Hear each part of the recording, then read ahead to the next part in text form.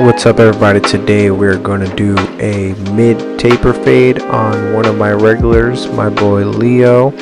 We see each other every Thursday at 8:30. I decided to start my taper a little bit different today, so I went ahead and started my initial guideline, which is the bottom of the taper. Then we went ahead and lined up his C-cups and over the ear. That's one technique that I use here and there, and that allows for me to know how dark we're going to let the C-cups be by sort of fading around it and giving it a burst effect. When lining up over the ear, I like to use my finger to push down on that ear and use one side of my corner and have a nice and defined arch.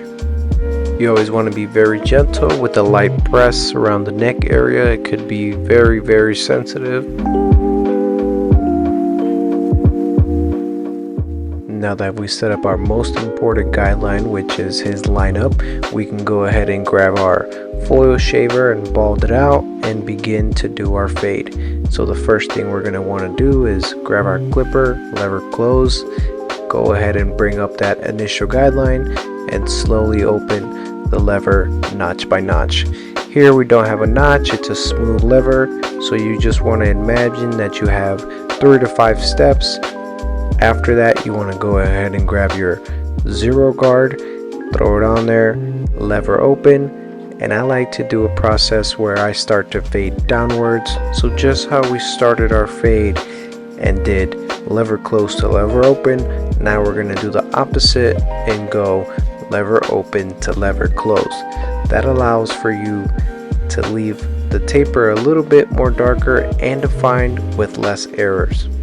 Here we're doing our lever open with our number 1 guard, slowly closing it down, and what we want to do is decrease the height little by little and use a flick motion. Fading down allows for you to leave the taper darker. It is very important to use your corners. It allows for you to not use the whole blade and smoothen out your taper as a detailed mechanism. You going over the same spot consistently is actually defining this taper and giving it that smooth fade.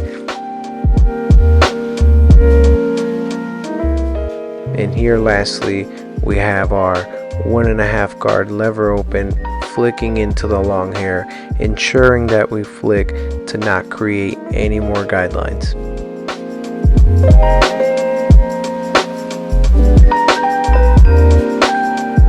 Now that we're all done defining our taper with our clipper and our guards, we're going to go in with our detailing, which we're going to be using our shear over comb. Shear over comb is an extension of your clipper. So just how you use your clipper and you're consistently moving it up and down throughout your guideline, you want to do the same thing. You want to grab your comb, you want to pick up the hair and angle out, and as you go up higher, you want to consistently move that comb upwards as you bring it out.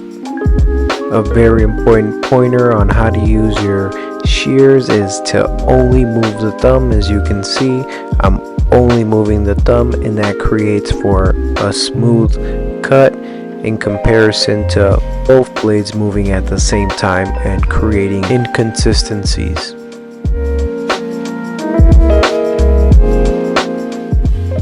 For our last step and my favorite step, it's going to be my razor. Here what we want to do is stretch the skin. As you can see, my left hand is at his temple, pulling it up as my razor continues to move in a consistent motion. If you enjoyed this video and learned anything from it, please be sure to leave a comment down below what you learned, what you want to learn in the future, and don't forget to hit that subscribe button.